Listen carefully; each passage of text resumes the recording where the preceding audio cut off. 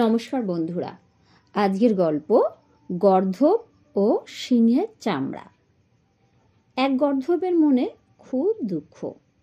বনের কোনো পশুই তাকে ভয় পায় না, সবাই তাকে বোকা গাধা বলে খ্যাপায়। একদিন ঘুরতে ঘুরতে তার চোখে পড়ল একটা সিংহের চামড়া ছাড়ানো পড়ে রয়েছে। হয়তো কোনো শিকারী সিংহ বধ করে তার চামড়া ছাড়িয়ে রেখেছিল, পরে নিয়ে যাবে বলে। এই সুযোগে ওই গাধাটা ভাবল এই চামড়া সে নিজে পরে নেবে। যেমন ভাবা তেমনি কাজ। তক্ষুনি সে ওই সিংহের চামড়া গায়ে পরে নিল। নিয়েই সে ভাবল, এই তো সবাই কেমন সমীহ করবে আমাকে।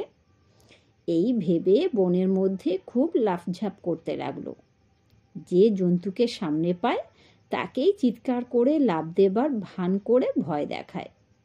বেশিরভাগ পশুই বেশ বোকা, তারা তো গাধার চেহারা দেখে প্রচণ্ড ভয় পেয়ে পালিয়ে যায়। তাকে সত্যিকারের সিংহ বলেই মনে করে।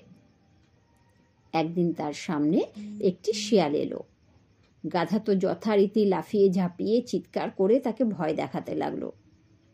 শিয়াল একটুও ভয় তো পেলই না, উল্টে তাকে বলল, ওরে গর্দভ, আমি তোর গলার আওয়াজ খুব ভালোভাবেই চিনি।